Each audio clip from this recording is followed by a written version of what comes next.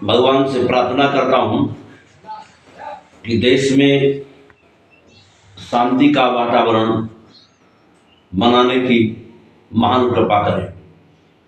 आज तीर्थराज प्रयाग में सभी लोगों ने देखा सुना, शंकराचार्य जी महाराज को पैदल जाने के लिए विवश किया गया।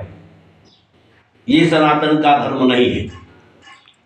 जब वहां जगतगुरु राम भद्राचार्य की गाड़ी जा सकती है, सतुआ बाबा स्नान कर सकते हैं गाड़ी से जाकर के, एक शंकराचार्य कानून में बंधा नहीं होता, बल्कि शंकराचार्य के नीचे कानून होता है।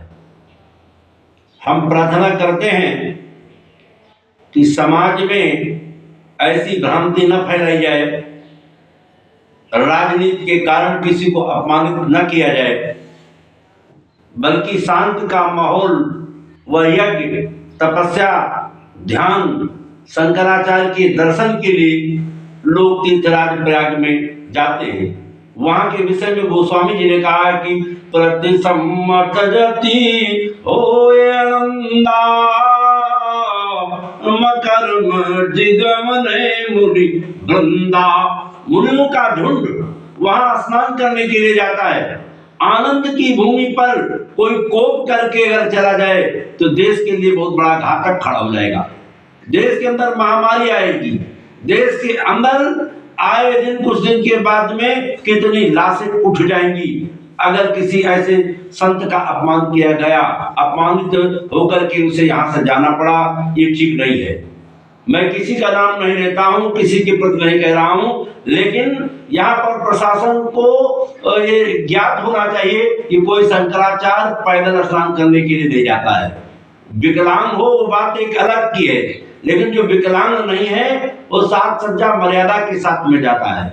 इसलिए मैं प्रार्थना करता हूँ कि ऐसे क्षेत्र में जाकर के शांति का माहौल बनाने का प्रशासन भी कृपा करे। ये कोई वो नहीं किसी संत की चोटी ऐसी जाए, किसी को घसीटा जाए, किसी को मारा जाए, किसी को अपमानित किया जाए। प्रशासन को कोई लिखित प्रमाण पत्र कैसे मिल गया है? प्रशासन किसी जगत गुरु का अपमान करेगा। इसलिए मैं प्रार्थना करता हूँ कि अन्यथा भविष्य में ऐसा कदम यदि आप लोग उठाते हैं तो समस्त संत समाज मिलकर के इसका घोर अपमान करे। और एक संत का अपमान हुआ मानो पूरे एक शंकराचार्य के पीछे सारे संत होते हैं, और समस्त संतों का अपमान हुआ वो अपमानित होकर के मत सोचो तुम संतों कि केवल मेरा ही शंकराचार्य का अपमान हुआ। अपमान तो पूरे विश्व के संतों का हो चुका है।